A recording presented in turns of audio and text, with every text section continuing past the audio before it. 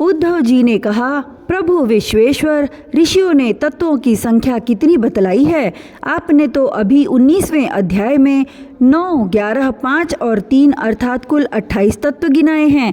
यह तो हम सुन चुके हैं, किंतु कुछ लोग 26 तत्व बतलाते हैं तो कुछ 25, कोई 7, 9 अथवा 6 स्वीकार करते हैं, कोई 4 बतलाते हैं तो कोई 11।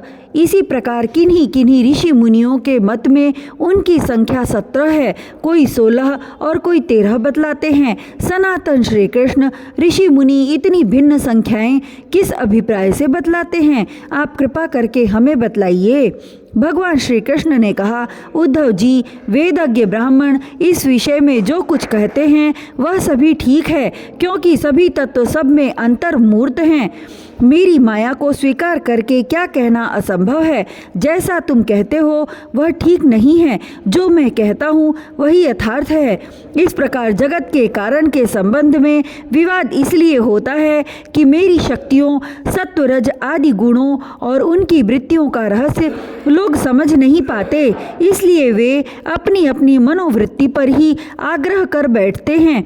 सत्व आदि गुणों के क्षोभ से ही यह विविध कल्पना रूप प्रपंच, जो वस्तु नहीं केवल नाम है, उठ खड़ा हुआ है। यही वाद विवाद करने वालों के विवाद का विषय है। जब इंद्रियां अपने वश में हो जाती हैं और तथा चित्त शांत हो जाता है, तब यह प्रपंच भी निवृत्त हो जाता है और इसकी निवृत्ति के साथ ही सारे वाद विवाद भी मिट जाते हैं। पुरुष शिरोमणि तत्वों का एक दूसरे में अनुप्रवेश है, इसलिए वक्ता तत्वों की जितनी संख्या बतलाना चाहता है उसके अनुसार कारण को कार्य में अथवा कार्य को कारण में मिलाकर अपनी इच्छित संख्या सिद्ध कर लेता है। ऐसा देखा जाता है कि एक ही तत्व में बहुत से दूसरे तत्वों का अंतर्भाव हो गया है। इसका कोई बंधन नहीं है कि किसका किसमें अंतर्भाव हो। कभी घटपट आदि कार्य वस्तुओं का उनके कारण मिट्टी, सूत आदि में, कभी तो कभी मिट्टी, सूत आदि का घटपट आदि कार्यों में अंतर्भाव हो जाता है। इसलिए वादी प्रतिवादियों में से जिसकी वाणी ने जिस कार्य को जिस कारण में अथवा जिस कारण को जिस कार्य में अंतर्भूत करके तत्वों की जितनी संख्या स्वीकार की है वह हम निश्चय ही स्वीकार करते हैं, क्योंकि उनका वह अपपादन युक्ति संगत ही है। उद्धव जी, जिन लोगों ने 26 संख्या स्वीकार की है वे ऐसा कहते हैं कि जीव अनादिकाल से अविद्या से ग्रस्त हो रहा है। वह स्वयं अपने आप को नहीं जान सकता। उसे आत्मज्ञान कराने के लिए किसी अन्य सर्वज्ञ की आवश्यकता है। इसलिए प्रकृति के कारण रूप 24 तत्व, 25वां पुरुष और 26वां ईश्वर, इस प्रकार कुल 26 तत्व स्वीकार करने चाहिए। 25 तत्व मानने वाले कहते हैं कि इस शरीर में जीव और ईश्वर का अणु मात्र भी अंतर या भेद नहीं है, इसीलिए उनमें भेद की कल्पना व्यर्थ है। रही ज्ञान की बात, सो तो सत्वात्मिका प्रकृति का गुण है। तीनों गुणों की सम्यावस्था ही प्रकृति है, इसलिए सत्व रज आदि गुण आत्मा के नहीं प्रकृति के ही हैं। इन्हीं के द्वारा जगत की स्थिति, उत्पत्ति और प्रलय हुआ करते हैं। इसलिए ज्ञान आत्मा का गुण नहीं प्रकृति का ही गुण सिद्ध होता है। इस प्रसंग में सत्वगुण ही ज्ञान है, रजोगुण ही कर्म है और तमोगुण ही अज्ञान कहा गया है, और गुणों में क्षोभ उत्पन्न करने वाला ईश्वर ही काल है और सूत्र अर्थात महतत्व ही स्वभाव है। इसलिए 25 अर्थात 26 तत्वों की दोनों ही संख्या युक्ति संगत है। उद्धव जी, यदि तीनों गुणों को प्रकृति से अलग मान लिया जाए, जैसा कि उनकी उत्पत्ति और प्रलय को देखते हुए मानना चाहिए, तो तत्वों की संख्या स्वयं ही 28 हो जाती है। उन तीनों के अतिरिक्त 25 ये हैं: पुरुष, प्रकृति, महतत्व, अहंकार, आकाश, वायु, तेज, जल और पृथ्वी। ये 9 तत्व मैं पहले ही गिना चुका हूँ। श्रोत्र, त्वचा, चक्षु, नासिका और रसना, ये 5 ज्ञानेंद्रियाँ, वाक, पाणी, पाद, पायु और उपस्थ, ये 5 कर्मेंद्रियां तथा मन जो कर्मेंद्रिय और ज्ञानेंद्रिय दोनों ही हैं। इस प्रकार कुल 11 इंद्रियां तथा शब्द, स्पर्श, रूप, रस और गंध ये ज्ञानेंद्रियों के 5 विषय। इस प्रकार 3, 9, 11 और 5 सब मिलाकर 28 तत्व होते हैं। कर्मेंद्रियों के द्वारा होने वाले 5 कर्म, चलना, बोलना, मल त्यागना, पेशाब करना और काम करना, इनके द्वारा तत्वों की संख्या नहीं बढ़ती। इन्हें कर्मेंद्रिय स्वरूप ही मानना चाहिए। सृष्टि के आरंभ में कार्य, 11 इंद्रिय और पंचभूत और कारण, महतत्व आदि के रूप में प्रकृति ही रहती है। वही सत्वगुण, रजोगुण और तमोगुण की सहायता से जगत की स्थिति, उत्पत्ति और संहार संबंधी अवस्थाएं धारण करती है। अव्यक्त पुरुष तो प्रकृति और उसकी अवस्थाओं का केवल साक्षी मात्र बना रहता है। महतत्व आदि कारण धातुएं विकार को प्राप्त होते हुए पुरुष के ईक्षण से शक्ति प्राप्त करके परस्पर मिल जाते हैं और प्रकृति का आश्रय लेकर उसी के बल से ब्रह्मांड की सृष्टि करते हैं। उद्धव जी, जो लोग तत्वों की संख्या 7 स्वीकार करते हैं, उनके विचार से आकाश, वायु, तेज, जल और पृथ्वी ये 5 भूत, 6ठा जीव और 7वां परमात्मा जो साक्षी जीव और साक्ष्य जगत दोनों का अधिष्ठान है, यही तत्व हैं। ये देह, इंद्रिय और प्राणादि की उत्पत्ति तो पंचभूतों से ही हुई है, इसलिए वे इन्हें अलग नहीं गिनते। जो लोग केवल 6 तत्व स्वीकार करते हैं, वे कहते हैं कि 5 भूत हैं और 6ठा है परम पुरुष परमात्मा। वह परमात्मा अपने बनाए हुए पंचभूतों से युक्त होकर देह आदि की सृष्टि करता है और उनमें जीव रूप से प्रवेश करता है। इस मत के अनुसार जीव का परमात्मा में और शरीर आदि का पंचभूतों में समावेश हो जाता है। जो लोग कारण के रूप में 4 ही तत्व स्वीकार करते हैं, वे कहते हैं कि आत्मा से तेज, जल और पृथ्वी की उत्पत्ति हुई है और जगत में जितने पदार्थ हैं सब इन्हीं से उत्पन्न होते हैं। वे सभी कार्यों का इन्हीं में समावेश कर लेते हैं। जो लोग तत्वों की संख्या 17 बतलाते हैं, वे इस प्रकार गणना करते हैं: 5 भूत, 5 तन्मात्राएं, 5 ज्ञानेंद्रियां, 1 मन और 1 आत्मा। जो लोग तत्वों की संख्या 16 बतलाते हैं, उनकी गणना भी इसी प्रकार है। अंतर केवल इतना ही है कि वे आत्मा में मन का भी समावेश कर लेते हैं और इस प्रकार उनकी तत्व संख्या 16 रह जाती है। जो लोग 13 तत्व मानते हैं, वे कहते हैं कि आकाश आदि पंचभूत, श्रोत्रादि 5 ज्ञानेंद्रियां, 1 मन, 1 जीवात्मा और परमात्मा ये 13 तत्व हैं। 11 संख्या मानने वालों ने 5 भूत, 5 ज्ञानेंद्रियां और इसके अतिरिक्त 1 आत्मा का अस्तित्व स्वीकार किया है। जो लोग 9 तत्व मानते हैं, वे आकाश आदि पंचभूत और मन, बुद्धि, अहंकार ये 8 प्रकृतियां और 9वां पुरुष, इन्हीं को तत्व मानते हैं। उद्धव जी, इस प्रकार ऋषि मुनियों ने भिन्न भिन्न प्रकार से तत्वों की गणना की है। सबका कहना उचित ही है, क्योंकि सबकी संख्या युक्ति युक्त है।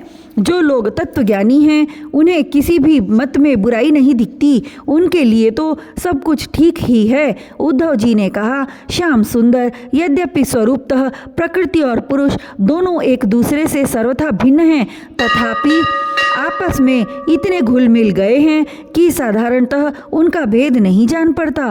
प्रकृति में पुरुष और पुरुष में प्रकृति अभिन्न से प्रतीत होते हैं। इनकी भिन्नता स्पष्ट कैसे हो? कमल नयन श्री कृष्ण, मेरे हृदय में इनकी भिन्नता और अभिन्नता को लेकर बहुत बड़ा संदेह है। आप तो सर्वज्ञ हैं, अपनी युक्ति युक्त वाणी से मेरे संदेह का निवारण कर दीजिए। भगवान, आपकी ही कृपा से जीवों को ज्ञान होता है और आपकी माया शक्ति से ही उनके ज्ञान का नाश होता है। अपनी आत्मस्वरूपिणी माया की विचित्र गति आप ही जानते हैं और कोई नहीं जानता। अतएव आप ही मेरा संदेह मिटाने में समर्थ हैं। भगवान श्री कृष्ण ने कहा, उद्धव जी, प्रकृति और पुरुष, शरीर और आत्मा, इन दोनों में अत्यंत भेद है। इस प्रकृति जगत में जन्म, मरण एवं बुद्धि ह्रास आदि विकार लगे ही रहते हैं। इसका कारण यह है कि यह गुणों के शोभ से ही बना है। प्रिय मित्र, मेरी माया त्रिगुणात्मिका है। वही अपने सत्व, रज आदि गुणों से अनेकों प्रकार की भेद वृत्तियां पैदा कर देती है।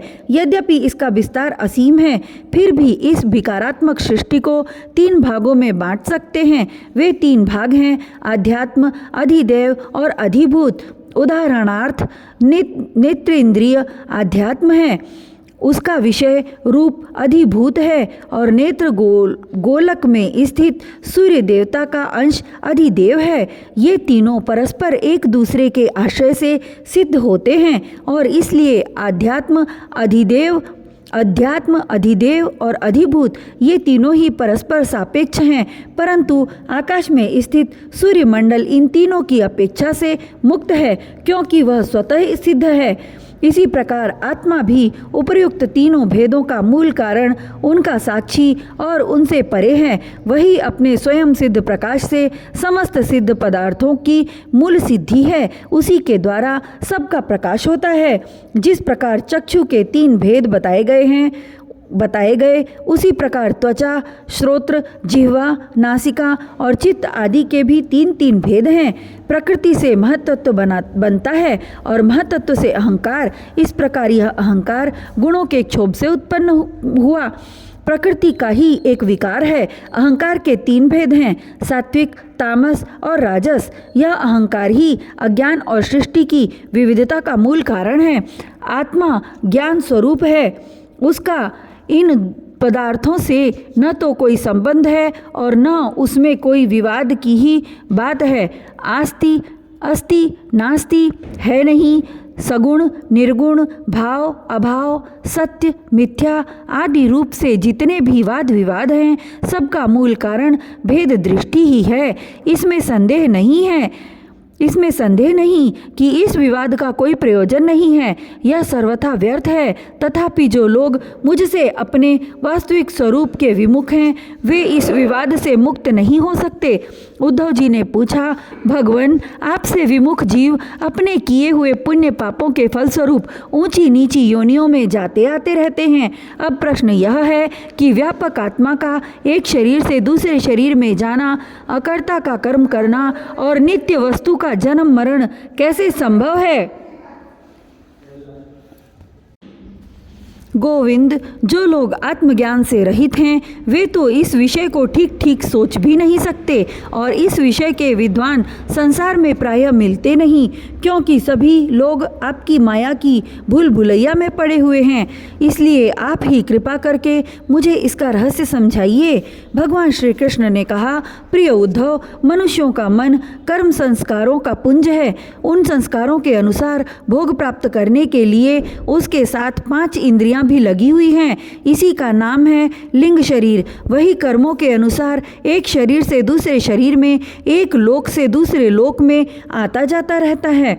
आत्मा इस लिंग शरीर से सर्वथा पृथक है, उसका आना जाना नहीं होता, परंतु जब वह अपने को लिंग शरीर ही समझ बैठता है, उसी में अहंकार कर लेता है, तब उसे भी अपना जाना आना प्रतीत होने लगता है। मन कर्मों के अधीन है, वह देखे हुए या सुने हुए विषयों का चिंतन करने लगता है और क्षण भर में ही उनमें तदाकार हो जाता है तथा उन्हीं पूर्व चिंतित विषयों में लीन हो जाता है। धीरे धीरे उसकी स्मृति पूर्वापर का अनुसंधान भी नष्ट हो जाता है।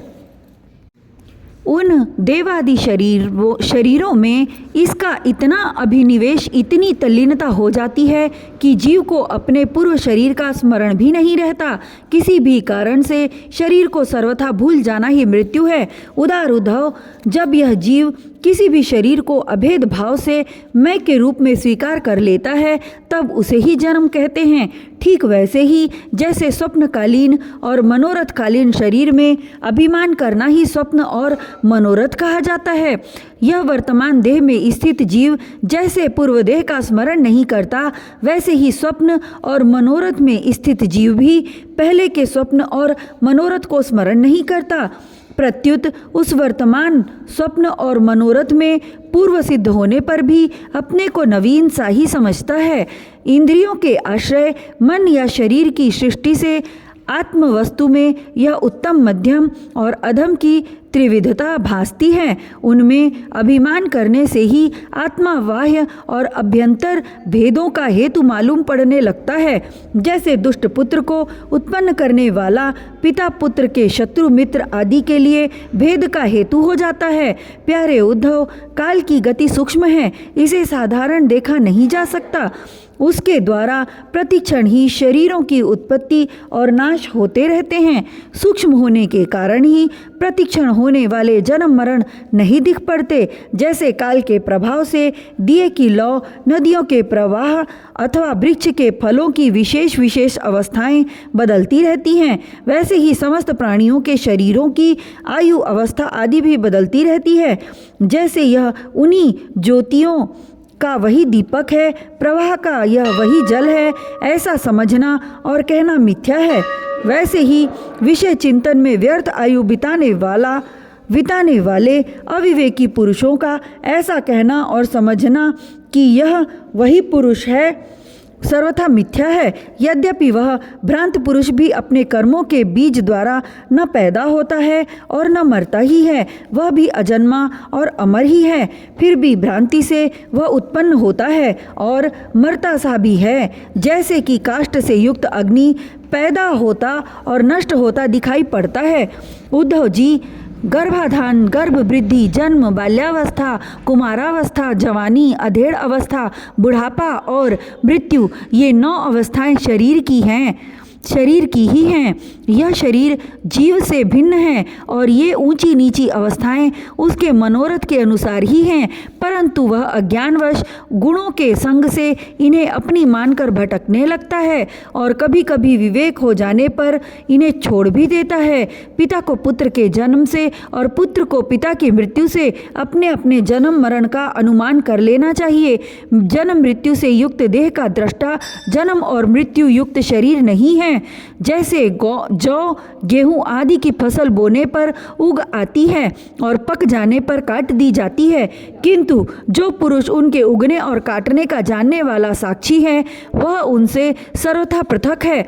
वैसे ही जो शरीर और उसकी अवस्थाओं का साक्षी है, वह शरीर से सर्वथा पृथक है। अज्ञानी पुरुष इस प्रकार प्रकृति और शरीर से आत्मा का विवेचन नहीं करते। वे उनसे तत्वतः अलग अनुभव नहीं करते और विषय भोग में सच्चा सुख मानने लगते हैं तथा उसी में मोहित हो जाते हैं। इसी से उन्हें जन्म मृत्यु रूप संसार में भटकना पड़ता है। जब अविवेकी जीव अपने कर्मों के अनुसार जन्म मृत्यु के चक्र में भटकने लगता है, तब सात्विक कर्मों की आसक्ति से वह ऋषि लोक और देवलोक में, राजसिक कर्मों की आसक्ति से मनुष्य और असुर योनियों में तथा तामसिक कर्मों की आसक्ति से भूत प्रेत एवं पशु पक्षी आदि योनियों में जाता है। जब मनुष्य किसी को नाचते गाते देखता है, तब वह स्वयं भी उसका अनुसरण करने, तान तोड़ने लगता है। वैसे ही जब जीव बुद्धि के गुणों को देखता है, तब स्वयं निष्क्रिय होने पर भी उसका अनुकरण करने के लिए बाध्य हो जाता है। जैसे नदी तालाब आदि के जल के हिलने या चंचल होने पर उसमें प्रतिबिंबित तट के वृक्ष भी उसके साथ हिलते डोलते से जान पड़ते हैं। जैसे घुमाए जाने वाले नेत्र के साथ साथ पृथ्वी भी घूमती हुई सी दिखाई देती है। जैसे मन के द्वारा सोचे गए तथा स्वप्न में देखे गए भोग पदार्थ सर्वथा अलिख ही होते हैं, वैसे ही हे देहाश, आत्मा का विषयानुभव रूप संसार भी सर्वथा असत्य है। आत्मा तो नित्य शुद्ध बुद्ध मुक्त स्वभाव ही है। विषयों के सत्य न होने पर भी जो जीव विषयों का ही चिंतन करता रहता है, उसका यह जन्म मृत्यु रूप संसार चक्र कभी निवृत्त नहीं होता। जैसे स्वप्न में प्राप्त अनर्थ परंपरा जागे बिना निवृत्त नहीं होती। प्रिय उद्धव, इसलिए इन दुष्ट कभी तृप्त न होने वाली इंद्रियों से विषयों को मत भोगो। आत्म विषयक अज्ञान से प्रतीत होने वाला सांसारिक भेदभाव भ्रम मूलक ही है, ऐसा समझो। असाधु पुरुष गर्दन पकड़कर बाहर निकाल दें, वाणी द्वारा अपमान करें, उपहास करें, निंदा करें, मारे पीटे, बांधें, आजीविका छीन लें, ऊपर थूक दें, मूत दें अथवा तरह तरह से विचलित करें, निष्ठा से डिगाने की चेष्टा करें, उनके किसी भी उपद्रव से क्षुब्ध न होना चाहिए, क्योंकि वे तो बेचारे अज्ञानी हैं, उन्हें परमार्थ का तो पता ही नहीं है। अतः जो अपने कल्याण का इच्छुक है, उसे सभी कठिनाइयों से अपनी विवेक बुद्धि द्वारा ही किसी बाह्य साधन से नहीं अपने को बचा लेना चाहिए। वस्तुतः आत्मदृष्टि ही समस्त विपत्तियों से बचने का एकमात्र साधन है। उद्धव जी ने कहा, भगवान आप समस्त वक्ताओं के शिरोमणि हैं। मैं इस दुर्जनों से किए गए तिरस्कार को अपने मन में अत्यंत असह्य समझता हूँ। अतः जैसे मैं इसको समझ सकूं, आपका उपदेश जीवन में धारण कर सकूं, वैसे हमें बतलाइए। विश्वात्मन, जो आपके भागवत धर्म के आचरण में प्रेम पूर्वक संलग्न हैं, जिन्होंने आपके चरण कमलों का ही आश्रय ले लिया है, उन शांत पुरुषों के अतिरिक्त बड़े बड़े विद्वानों के लिए भी दुष्टों के द्वारा किया हुआ तिरस्कार सह लेना अत्यंत कठिन है, क्योंकि प्रकृति अत्यंत बलवती है।